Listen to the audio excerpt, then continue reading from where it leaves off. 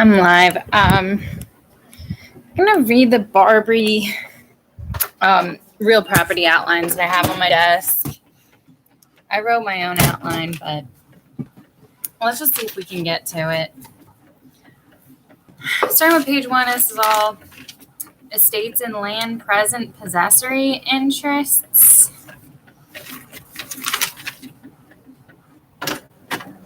But it's really not.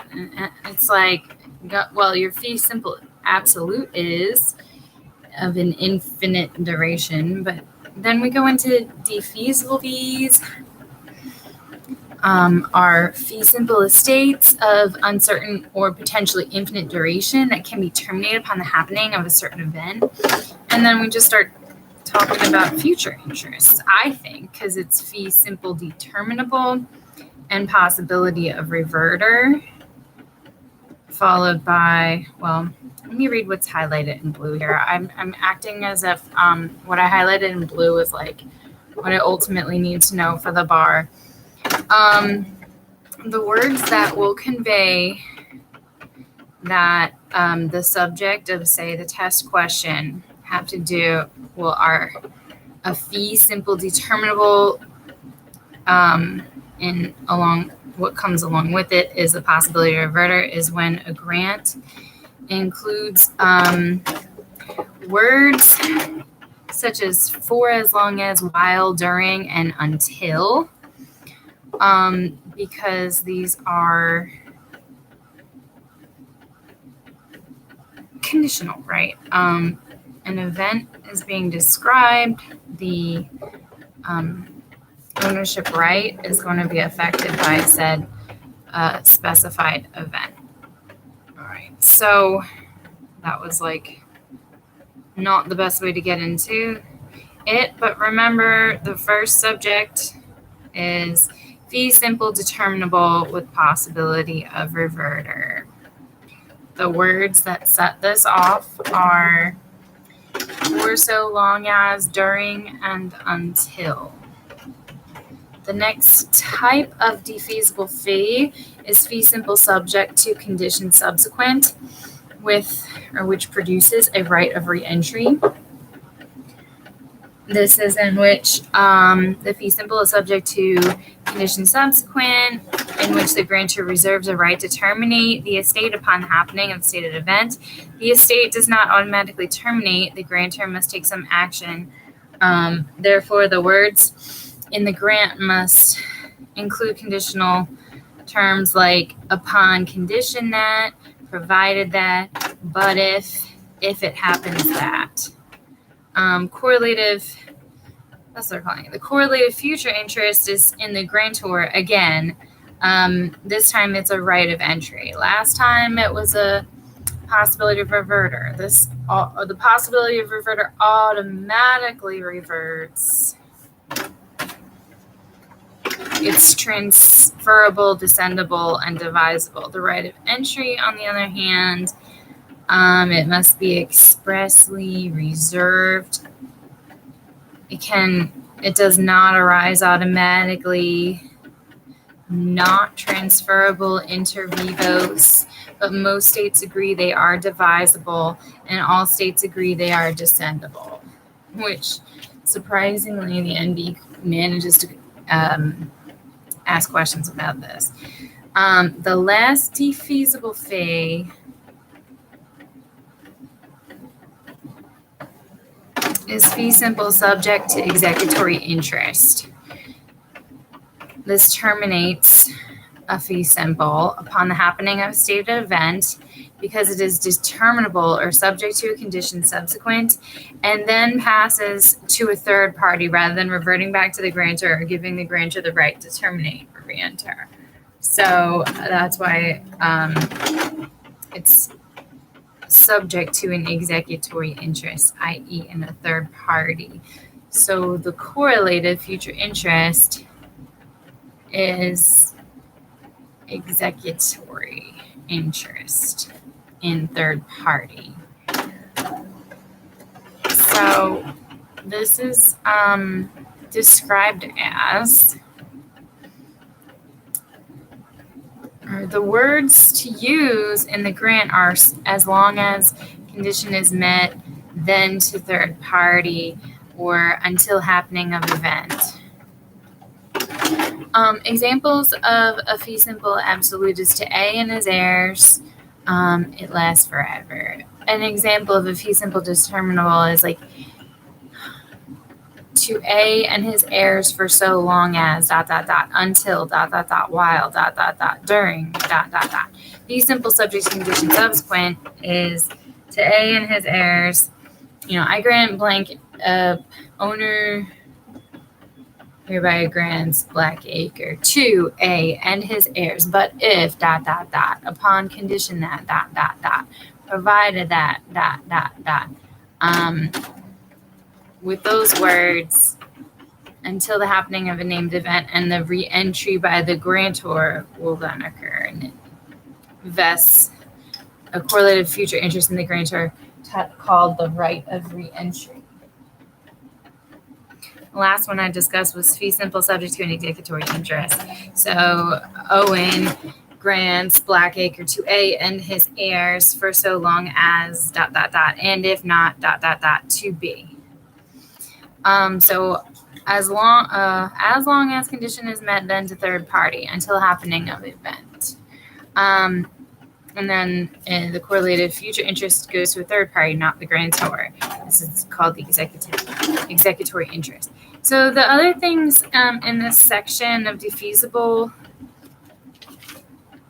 fees is a fee tail and a life estate. The fee tail is to A and the heirs of his body.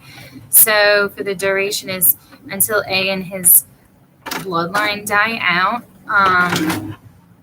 This is used often in Greece, I think. And then it gives a reversion in the grantor. The life estate is to A for life, or to A for the life of B, to A for life, then to B, to A for life, but if ... to B. So those are three different examples. In the first example, until the end of the measuring life. In the second example, which leaves a reversion interest in the grantor, none in a third party. But the second example, to A for life, then to B, is the duration is until the end of the measuring life, A's life, then to B. So there's no correlated future interest in the grantor. There's a remainder in B. And an executory interest is the last example, to A for life, but if ... to B. A reversion is kept in the grantor and an executory interest in the third party. So this lasts until the end of the measuring life or the happening of the named event. So there's a graph that I'm going to put on the wall. On the other page of the graph is affirmative voluntary waste, permissive waste, and ameliorative waste. And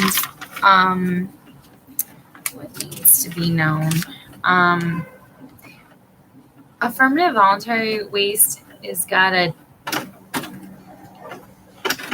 refers to natural resources.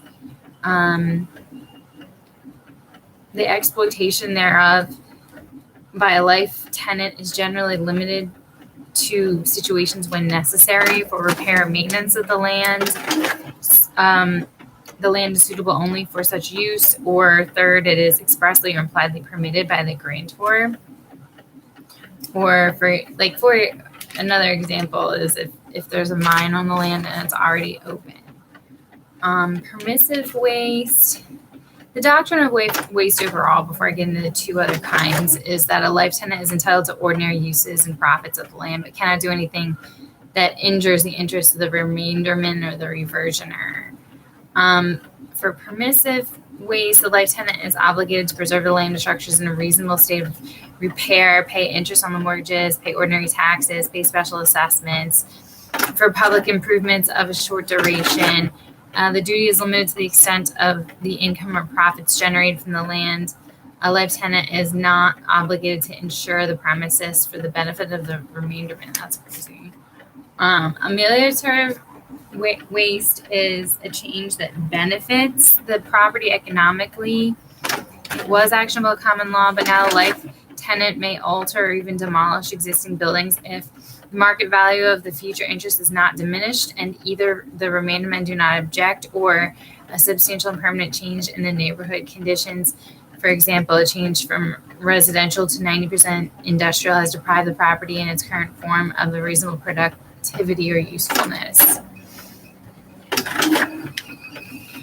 Future interests. We're talking about or examining the possibility reverter compared to the right of entry.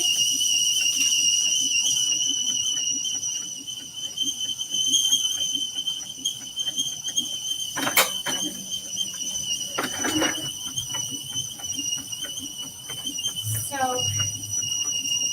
the correlative present interest is in the possibility reverter is the fee simple determinable.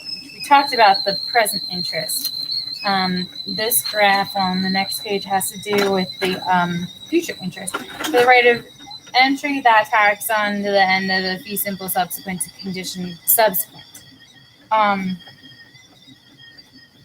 Example, the words of grant are given here. Rights of grantor estate automatically reverts to the grantor upon the occurrence of the stated event.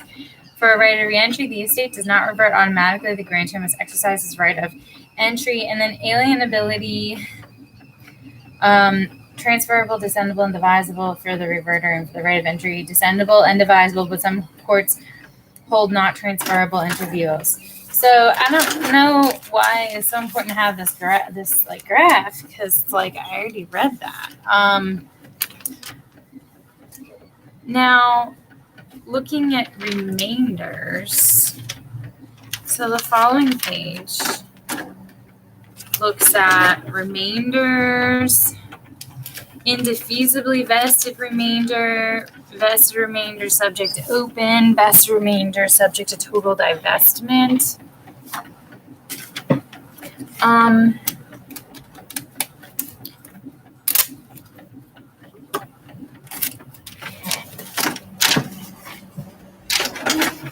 Goodness. Trying to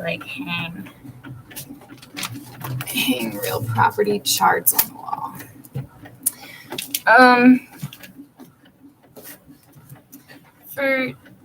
For these, I just don't know why it's separate like this.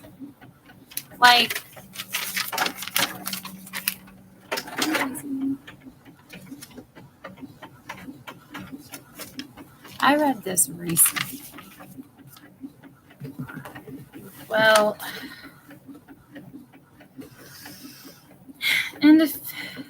indefeasibly remainders. A remainder is a future interest in the third person that can become possessory on the natural expiration of the preceding estate. It cannot divest a prior estate, and it cannot follow a time gap after the preceding estate. The remainder is expressly created in the instrument creating the, and the three kinds are indefeasibly vested remainder. A vested remainder is one in an existing and ascertained person and not subject to a condition precedent. Vested remainder subject to open, created in a class of persons such as children. That's the subject to open, and is certain to become possessory, but is subject to diminution by the birth of additional persons who will share in the remainder as a class. Vested remainder subject to total divestment is subject to a condition subsequent. I'm just going to give an example. Well, O conveys to A, like Al, for life, then to B, like Bob, and his heirs. But if Bob dies unmarried, then to C, Catherine, and her heirs. B has a vested remainder subject to complete divestment by C's executory interest. Unborn or ascertained persons, or subject to a condition precedent. What is that? That's a contingent remainder. Created an unborn or unascertained persons or subject to a condition precedent. Which means the condition must be satisfied before the remainder may have a right to the possession.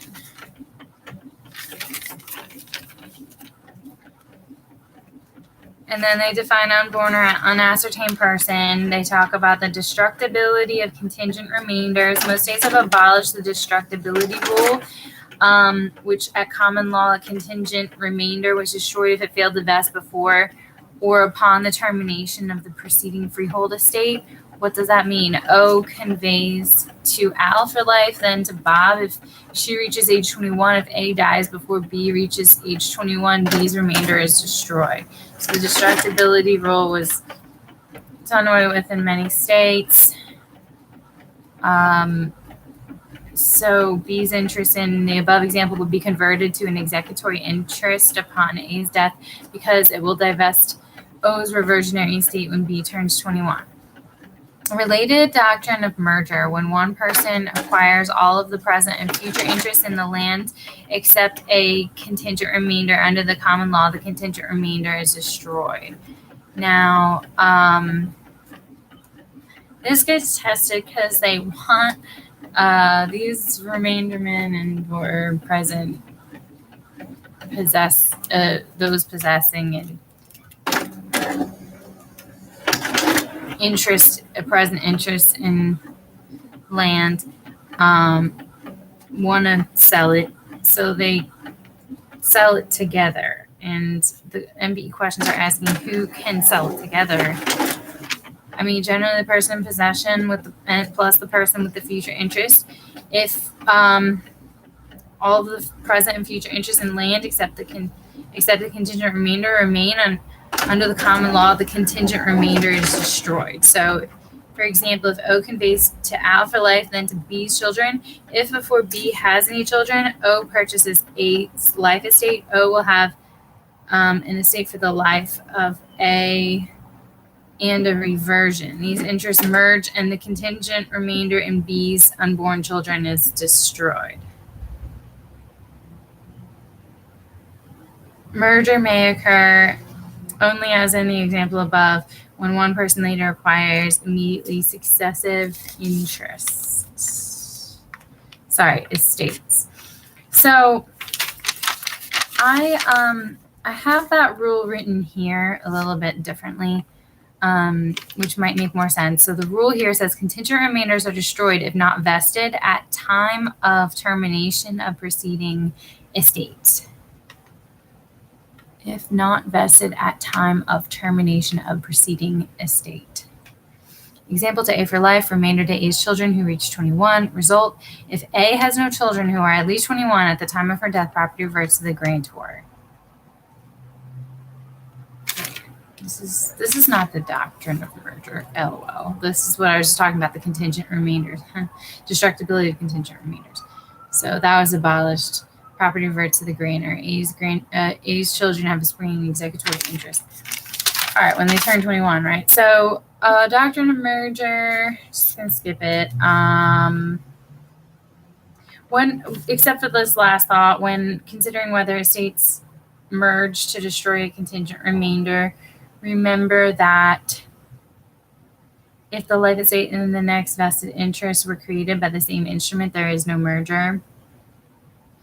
This would defeat the grantor's obvious intent. Merger may occur only as in the example above when one person later acquires immediately successive estates. Rule in Shelley's case, and the doctrine of worthier title. I'm just going to post this on a wall because it's in like a table format. In Shelley's case, the rule is a remainder in a life tenant grantee's heirs is deemed to be in the life tenant herself. So when you say to A for life, then to A's heirs is the words of grant. It's been abolished in many states, and A's heirs have a contingent remainder. The doctrine of worthier title says that a remainder in the grantor's heirs is ineffective, so grantor has a reversion. Remainder in the grantor's heirs is ineffective, so grantor has a reversion. Yeah, and I think that's because, like, though I don't have it written here, I think it's because I used to A for life, then to my heirs at law. Well, heirs are undetermined until you actually die.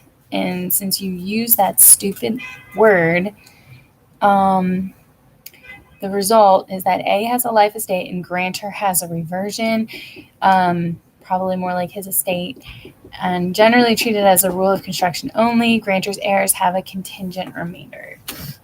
The next section is about executory interests, which are those two different kinds. The future interest in third parties that either divest a transferee's preceding freehold estate, which is a shifting interest, or follow a gap in possession, or cut short a grantor's estate, which is a springing interest. There is not much more to be said about that. They're not considered vested and thus are subject to the rule against perpetuities. If a party's interest does not follow the natural termination of the preceding estate, it must be an executory interest. A remainder cannot follow a fee simple estate. Transferability of remainders and executive interests were not transferable inter vivos. Most courts today hold that they're freely transferable. Contingent remainders and executory interests are descendable and divisible, provided survival is not a condition to the interest taking. Any future interest that is transferable is subject to involuntary transfer, which means it's reachable by creditors. Class gifts is discussed. The rule of convenience is discussed. So under the rule of convenience, in the absence of express contrary intent, a class closes, i.e. no one born after that time may share in the gift when some member of the class can call for distribution.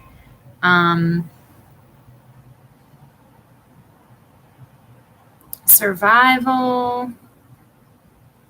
There is an express survival contingency. So survival of a class member to the time of closing is usually necessary to share in a future gift unless survival was made an express condition to A for life and then to his surviving children, is the example.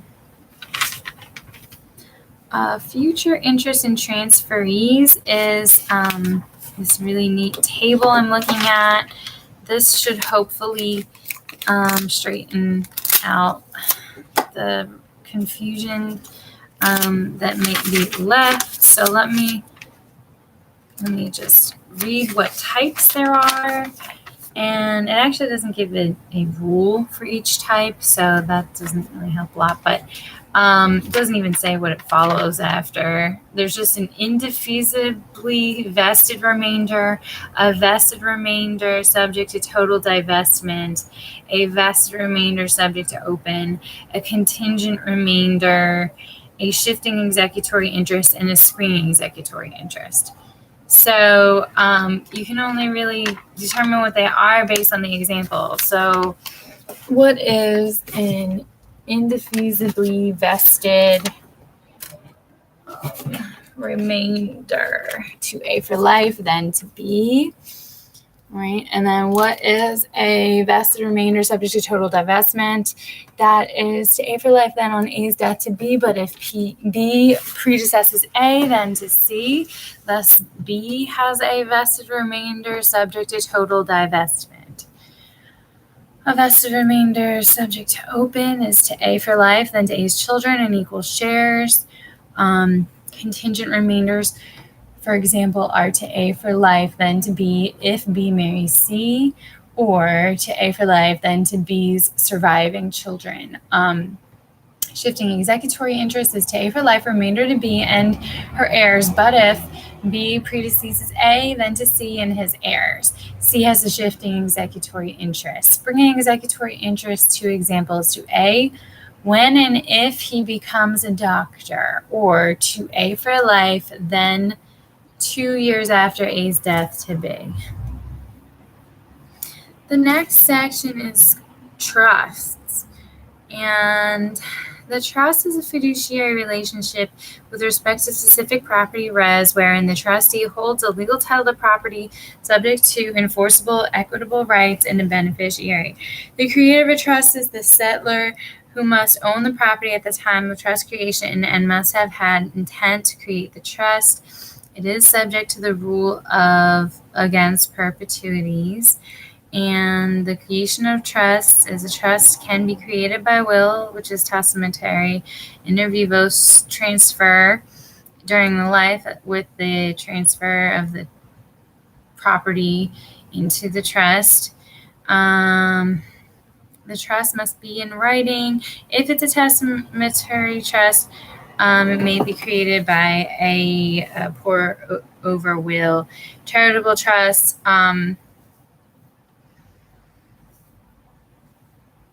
must have indefinite beneficiaries. It may be perpetual, and the rule against perpetuities does not apply.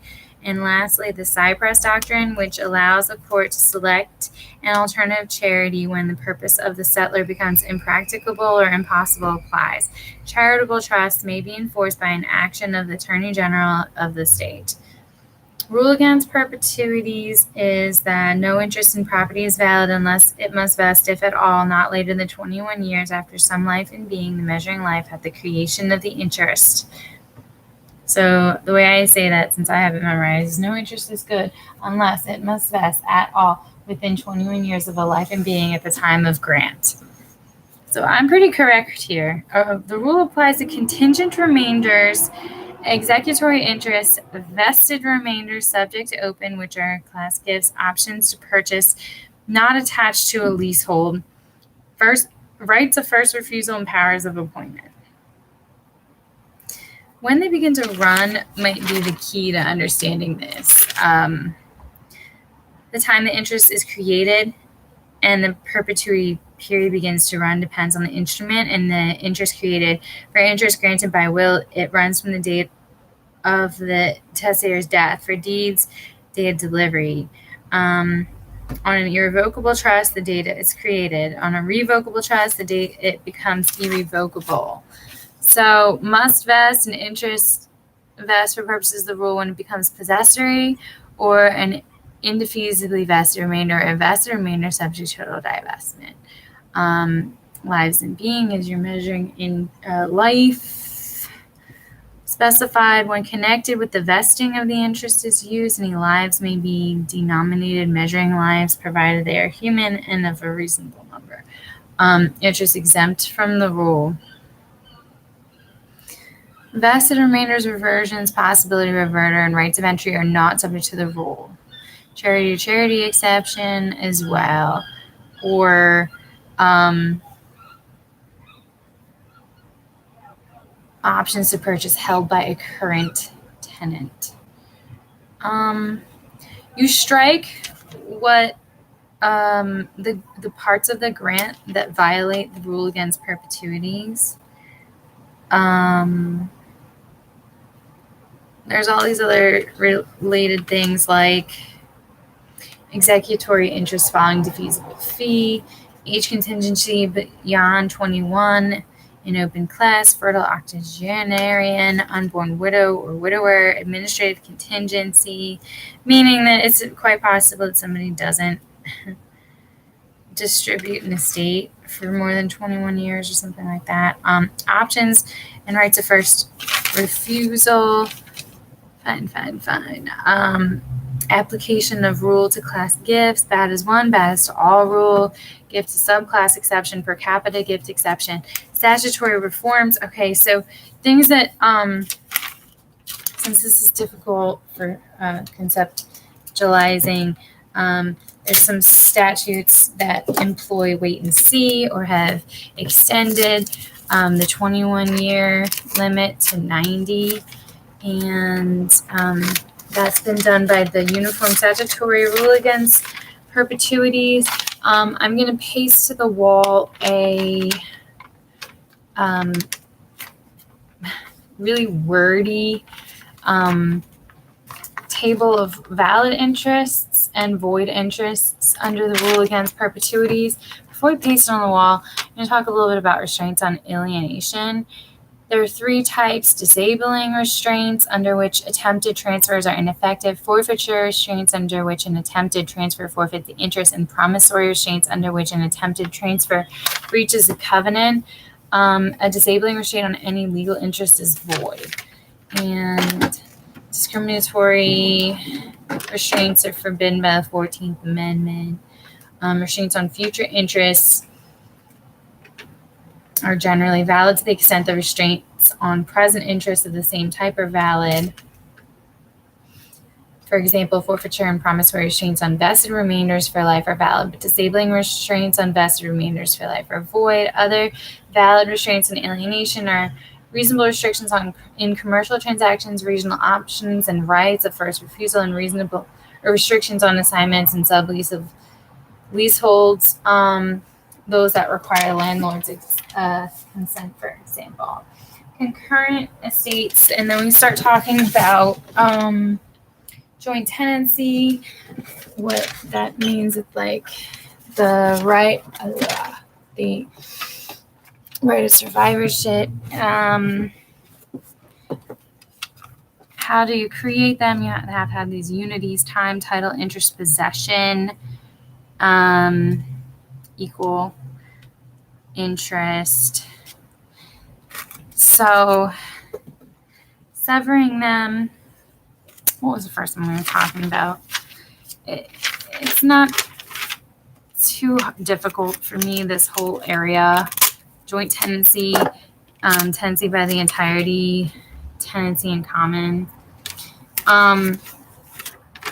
The definition, right, and the creation and termination is really, I'm just going to read the definition. So for joint tenancy, each tenant has an undivided interest in the whole estate, and the surviving co-tenant has a right to the whole estate, right of survivorship. When there is a right of survivorship. The joint tenants must take identical interest from the same instrument at the same time and equal right to possess. The tenancy by the entirety automatically has the right of survivorship. The only additional element is that they need to be married at the time that they took the tenancy. And tenancy in common. Each tenant has a distinct, proportionate, undivided interest in the property. There is no right of survivorship. The only thing that you can't really terminate is the tenancy by the entirety.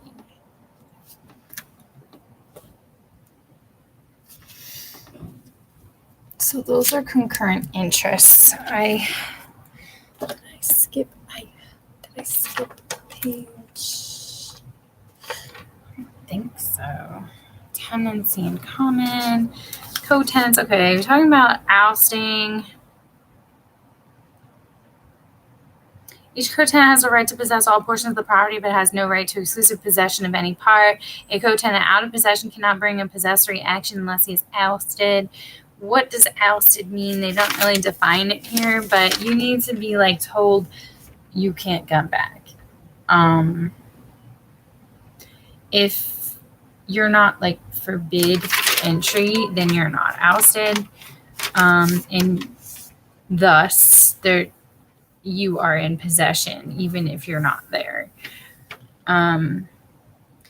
What it says here is one of the co-tenants claims a right to exclusive possession, and if they should so do that, then eventually they could entitle themselves to adverse possession. So if you own a property with another person, don't ever let them tell you that they own it exclusively and you don't, and you must leave and not come back, because you will eventually be depossessed within statutory time for adverse possession. So I've highlighted if a joint tenancy is involved, a mortgage in a lien theory state or lien does not sever a joint tenancy, but a foreclosure sale will. Note, however, that in the case of a joint tenancy, a mortgagee or lienor runs the risk that the obligated co-tenant will die before foreclosure, extinguishing the mortgagee or lienor's interest. So this is a lien theory. The opposite of lien theory is a title theory. Must know the difference between those two. But they kind of hide it. I'm not really sure why. Partition, they just jump right into partition. Any co-tenant has a right to judicial partition either in kind, physical division of the land among co-tenants, or by sale and division of the proceeds. Courts prefer in kind, but will permit by sale when fair and equitable physical division of the property cannot be made. Now, contribution as it pertains, like co-tenant contribution as it pertains to repairs, improvements, taxes, and mortgages, and a duty of fair dealing are discussed in that last concurrent ownership section. Okay, so this must be the short review. It's 70 pages, but making good time. So landlord and tenant is discussed. I just don't feel that this is terribly important to go into every little thing. What the test consistently tests upon is like, what do these things convert to at the end of the lease when one gives the notice to the other one, and how it can be different if it's commercial and how it can be different if it's residential. So commercial tenants, okay, so if a tenant continues in possession after his right of possession has ended, the landlord may either evict them, bind them to a new periodic tenancy. Generally, the terms and conditions of the expired tenancy govern the new one. Commercial tenants may be held to a new year-to-year tenancy if the original lease was for 1 year or more, or a periodic term based on the frequency of rent payments month to month, and the original term was for less than 1 year. Residential tenants, however, are generally held to a new month-to-month tenancy regardless of the original term. If the landlord notifies the tenant before the lease expires that occupancy after the termination will be at increased rent, the tenant, by holding over, is held to have acquiesced to the new terms, even if the tenant actually objected to the new terms. That holdover doctrine is so important, and I don't have it highlighted. Let's see. I'm going to do anything about it at this point, but I'm going to mark it with a little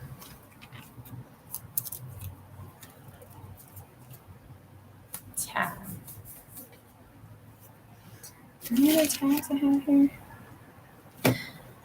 No, but that's important. Leases, actual constructive eviction and the implied warranty of habitability, the tenant's duty to repair, and the doctrines of waste, and don't really care about that. The duty to pay rent deposits, termination of rent, surrender, landlord's remedies, unlawful detainer, tenant abandonment, acceptance, surrender unjustifiably abandons. Landlord's resumption of possession for herself constitutes acceptance of surrender. Landlord has a duty to mitigate landlord duties and tenant remedies. Okay, so the landlord has no duty to repair and maintain the premises. This rule has been modified for residential tenancies in most states by the statute, including URLTA and the implied warranty of habitability. But in common law, there was no duty to repair or maintain unless you inform the tenant that you were going to repair, then you have to, and you have to do it.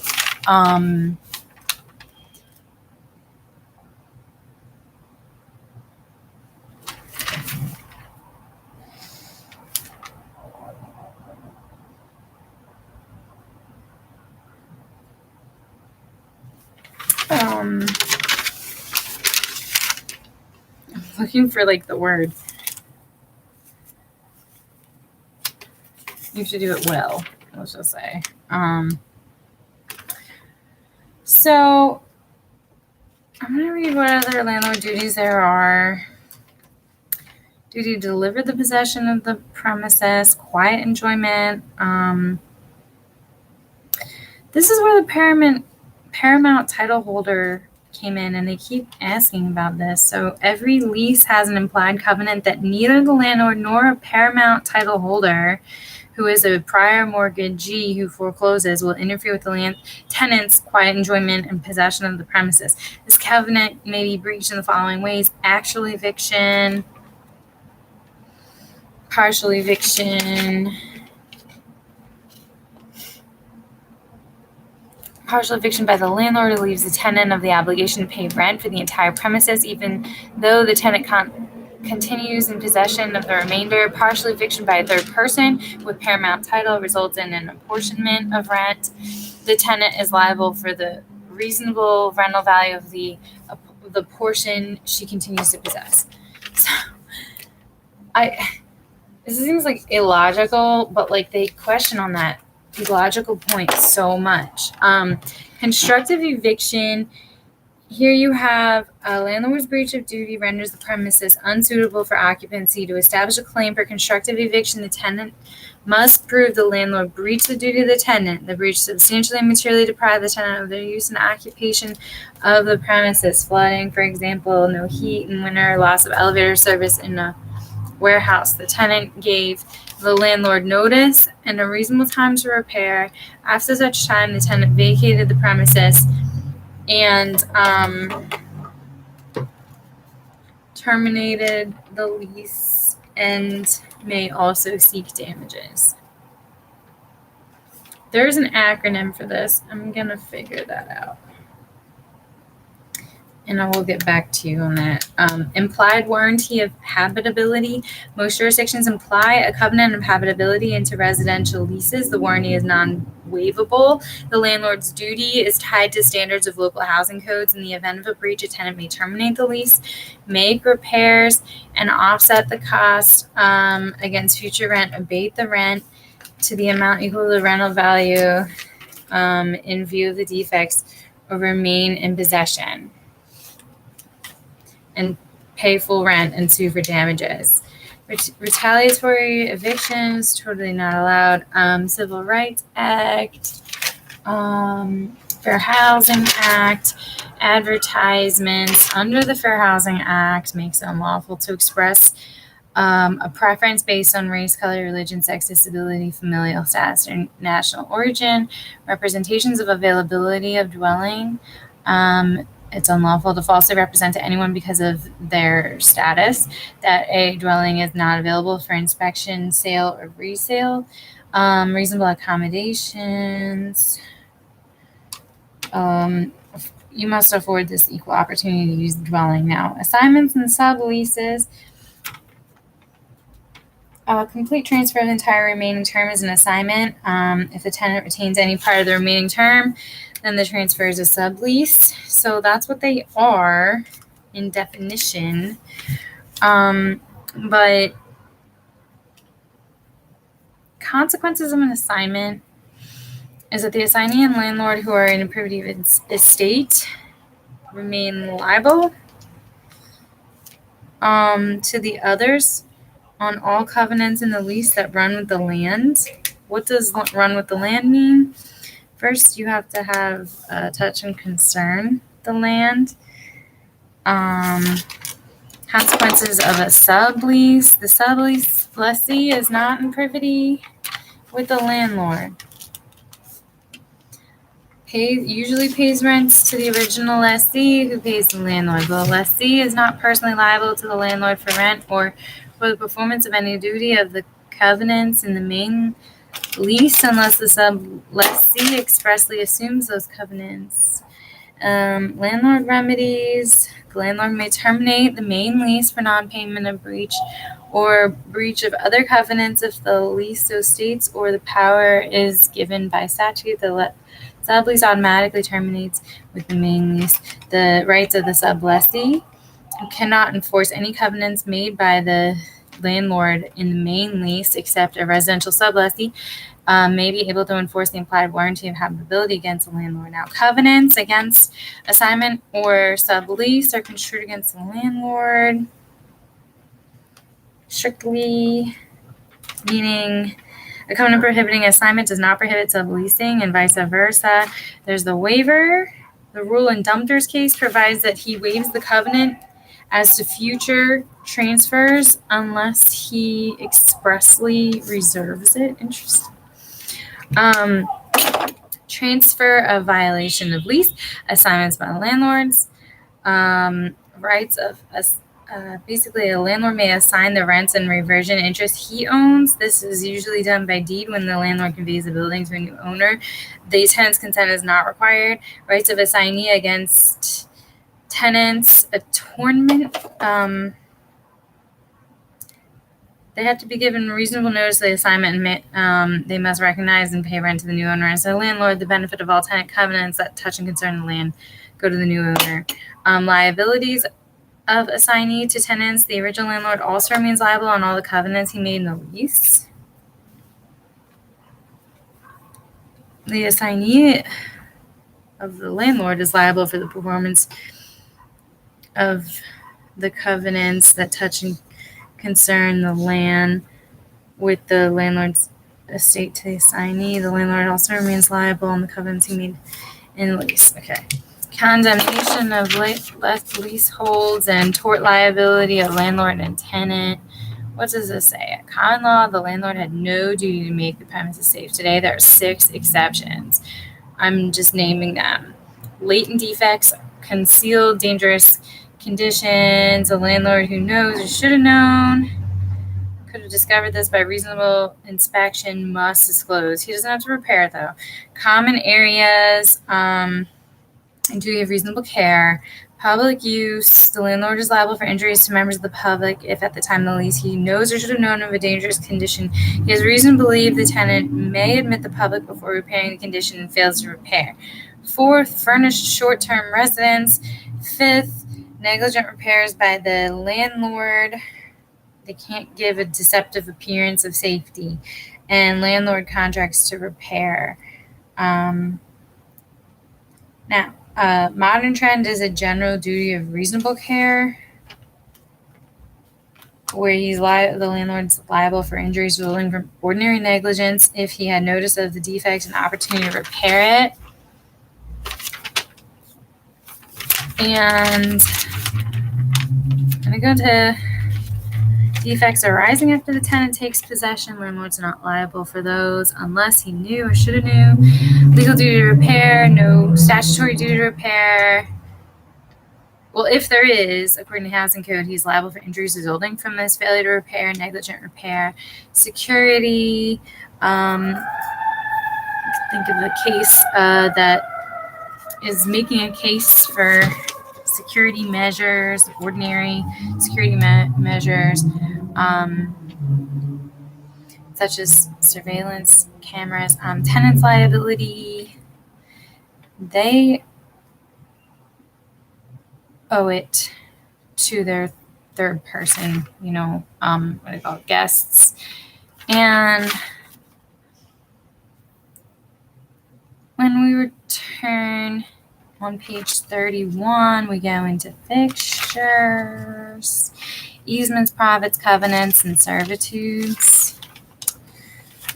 I should really just get fixtures out of the way. In general, a fixture is chattel that is so affixed to the land that it has ceased being personal property and has become part of the realty.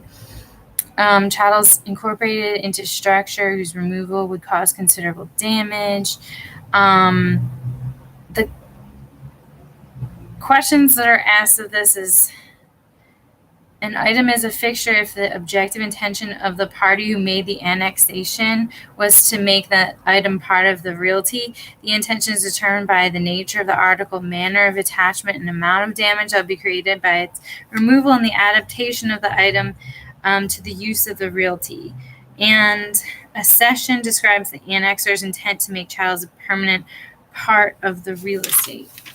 And landlord-tenant, an agreement between the landlord and tenant is controlling on whether the annexed chattel is a fixture.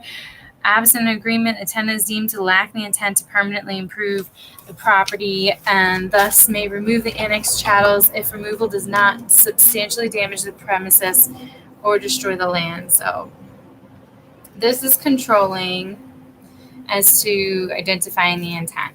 There were some other ways to figure it out if it's not in writing. This was the nature, the article, manner of attachment, amount of damage, because by removing it and how much it was adapted to fit, right?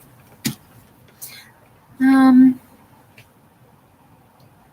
don't really know the difference between annex and accession. Describes the annexor's intent to make. Okay, accession is their intent. Annexation was to make the item part of the realty. Annexation to make the item part of the realty.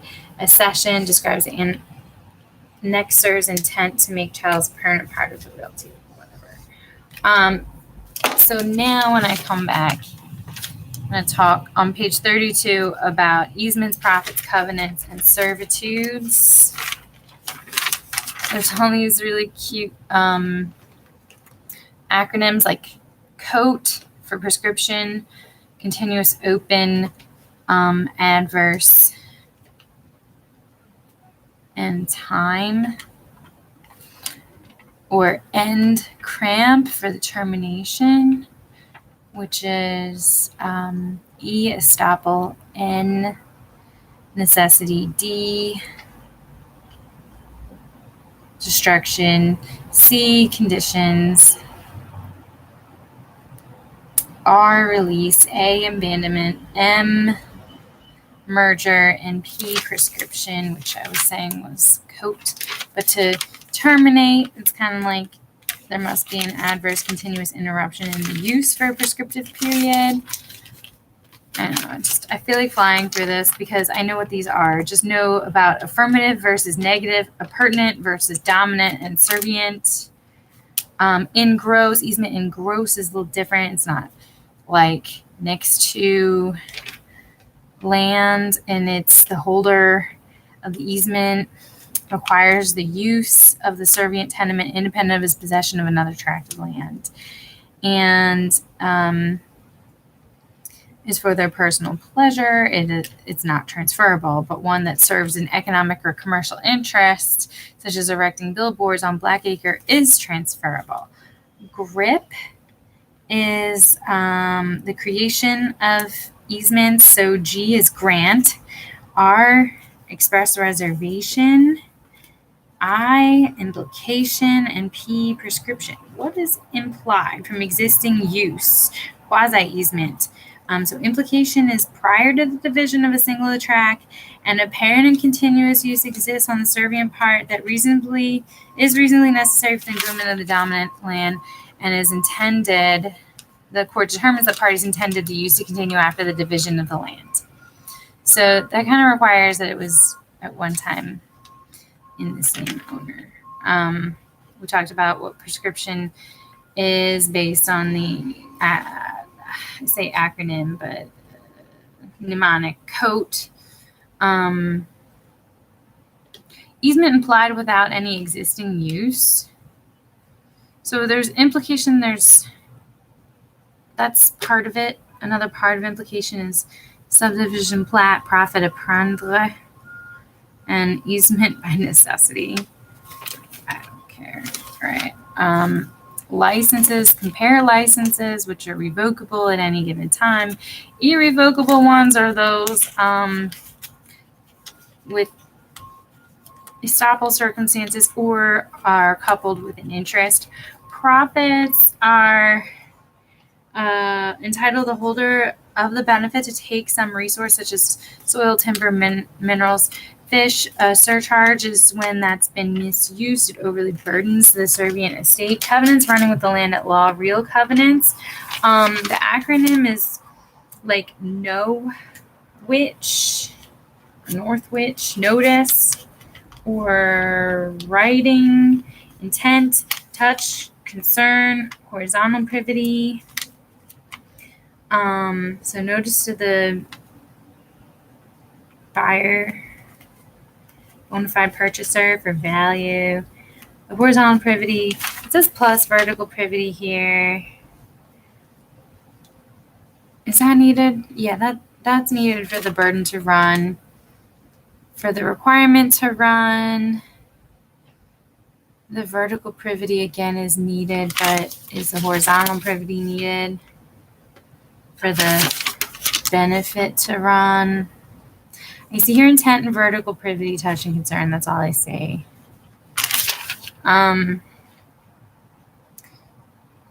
There's a sweet little table here that I'm going to put up on the wall that compares real covenants and equitable servitudes. And equitable servitudes is the next section. So writing is usually required but may arise by implication from common scheme of development of a residential subdivision. No privity is required for the running of the burden. For the running of the benefit, no privity is required. Again, the remedy is generally an injunction. For the burden to run, you just need intent, actual inquiry, record, notice, and touch and concern. For the benefit to run, you don't even really need notice. That's only needed for the burden. Reciprocal negative servitudes is a word that they tend to like to use with this. Let's see, what am I missing? I'm really not missing anything. There's a checklist here to use. So you really nailed down the intent, notice, touch, concern, horizontal privity, and vertical privity. The only thing that needs all of those is for the burden to run in a covenant.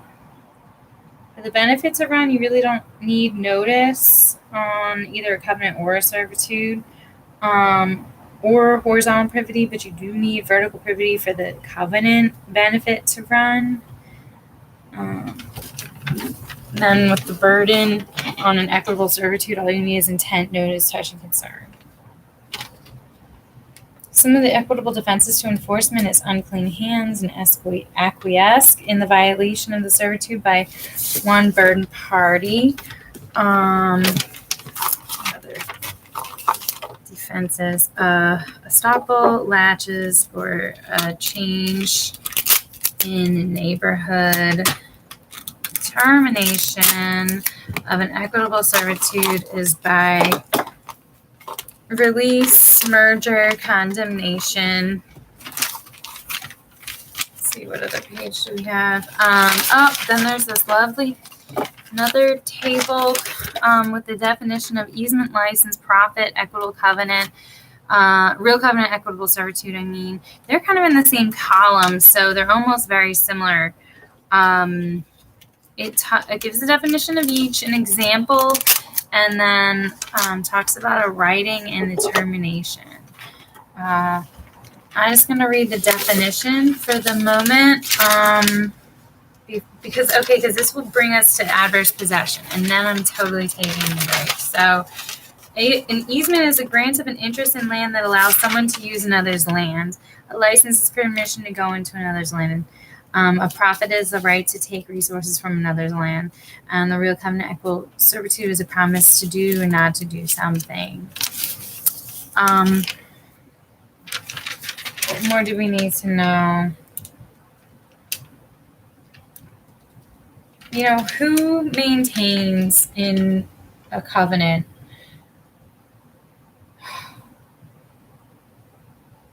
Mutual maintenance, let's say. When we come back, we'll talk about adverse possession. Do we really need to? I mean, coast is the mnemonic Continuous open actual statutory time period tax.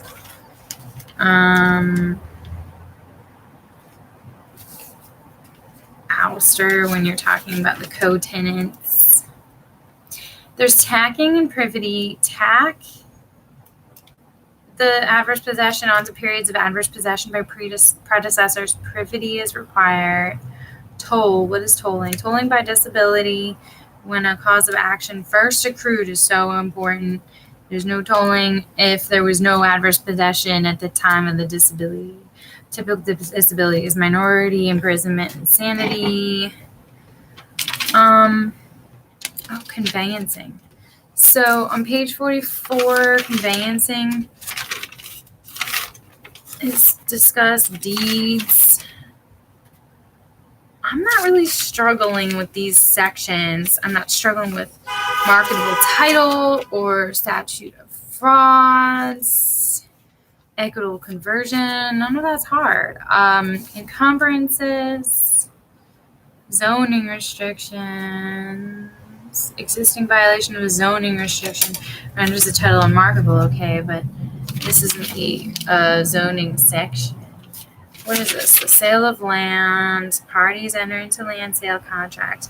And this tells you right here what's required. Contract must be memorialized in writing for the statute of frauds. Presumption that time is not of the essence unless the stated implied covenant and marketability arises. Somewhere, I'd love to know the essential terms. Essential terms, all I really need to know is the essential terms, which is the parties, the description of the land, and the price. And then you've got part performances is a possible way to overcome like an insufficient memorialized writing. But parties, description, and price. And I feel like you could even gap fill at least the price. Time between contract and closing. You've got cession, right to convey, encumbrances, quiet enjoyment, warranty, and further assurances, which is, I feel like, all I need to know about deeds.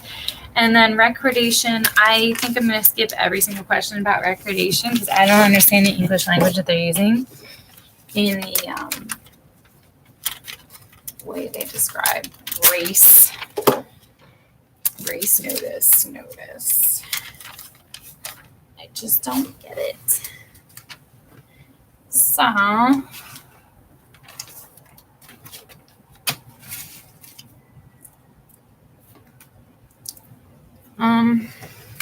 let's just say that was enough on conveyance and deeds. Deed formalities, defective deeds, fraud and factum, going back to the subsequent holders and things like that tend to be a little bit confusing. Like, for instance, I give you a general warranty deed, but the person who gave it to the person before me messed up. What can you do? I don't know. That gets complicated. But the delivery and acceptance, not so bad. Accretion and avulsion in boundary cases, slow. So the accretion is a slow deposit of soil on land abutting water. Avulsion, so that belongs to the abutting owner. Avulsion is a sudden change in the water course. It does not change ownership rights. Whatever. Reformation of deeds, mutual mistake, scrivener's error, unilateral mistake causing misrepresentation to the other, closing documents, closing disclosure, notice of defects, environmental report. So the form and content of deeds in writing, signed by the grantor, reasonably identify the parties of the land. Most other formalities, seal, consideration, attestation, acknowledgement are generally unnecessary to validly convey real property inter vivos. Donative intent, delivery, and acceptance. When you have a defective deed, a void deed will be set aside by the court even if the property is passed to a bona fide purchaser, but a voidable deed will be set aside when the property is not passed to a bona fide purchaser. Void deeds are those that are forged or never delivered, used through non-existent grantee who were obtained by fraud and factum. The grantor was deceived and not realized that he was executing a deed. Voidable deeds include those excluded by minors or incapacitated persons and those obtained through fraud and the inducement, duress, undue influence, mistake, breach of fiduciary duty. Fraudulent conveyances with the actual intent to hinder. So they'll be set aside by the grantor's creditors if it was made with the actual intent to hinder, delay, or defraud any creditor of the grantor or without receiving reasonably equivalent value in exchange for the transfer, and the debtor was insolvent or became insolvent. As a result of the transfer, however, the deed will not be set aside against any grantee who took in good faith and paid response reasonably equivalent value. So that's a fraudulent conveyance. I often wonder what's the name of the concept. Fraudulent conveyance.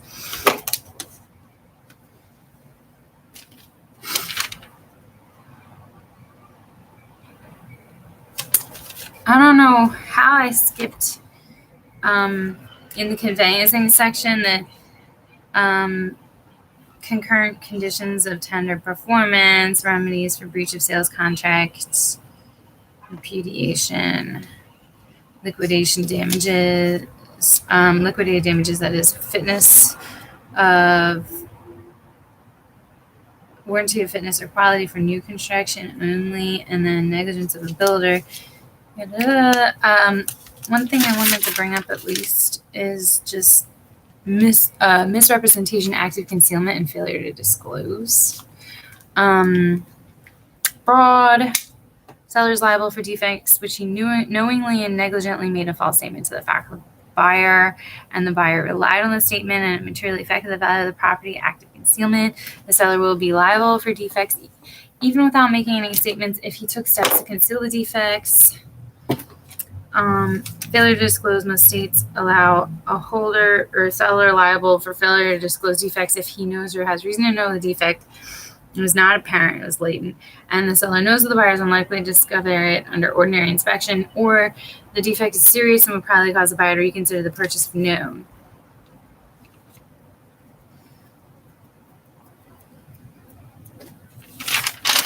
So then we went into deeds.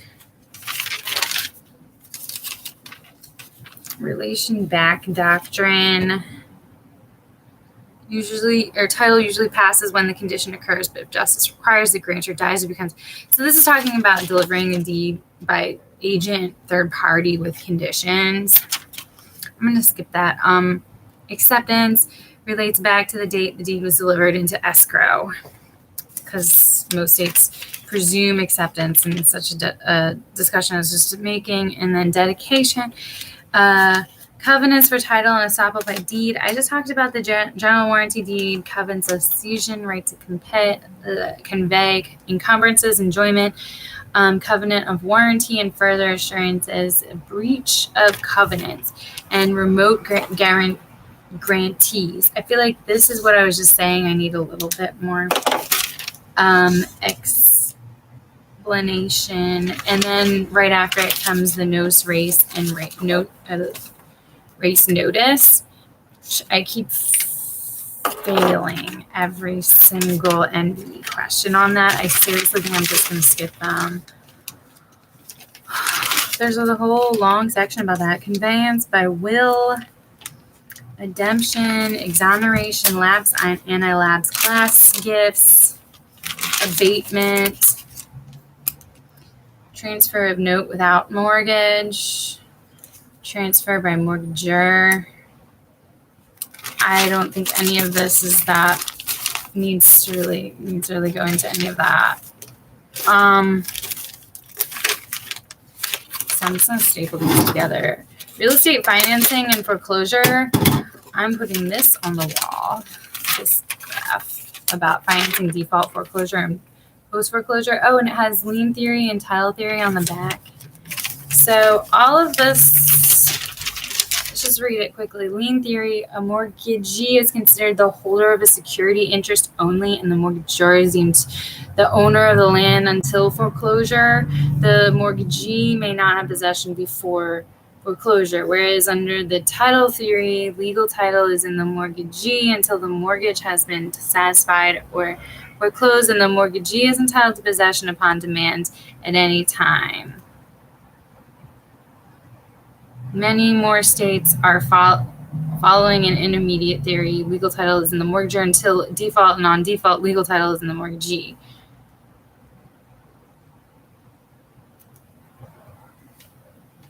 I honestly only care which one of those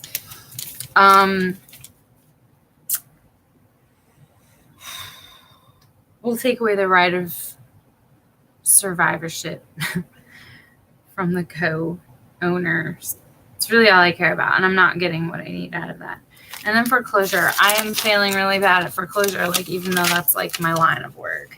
And then you get to installment land contracts and water rights, airspace, cooperatives, condominiums, and zoning. I really like the zoning section, so got some definitions of cumulative zoning, which is the hierarchy of the uses of land. Non-cumulative, which is only for the purpose which is zoned. Non-conforming use exists at the passage of the zoning ordinance that does not conform. Amortization is the gradual elimination of such uses. Special use permit is one that is obtained even though zoning is proper for the intended use. It is often required for hospitals, funeral homes, drive-in businesses, and variance, a departure from the literal restrictions of the zoning ordinance granted by administrative action. That's great. There's all these like, okay, the rest of this I think I can just kind of review at my own speed a little bit later. I might just call it, I might just call it at this point for as it relates to real property. I can kind of scan all this on my own. I'm never going to get to a point where I can read my own outline. It's so sad.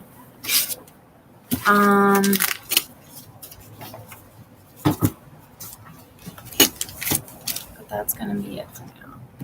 An hour and 12 minutes. I'm shocked that much.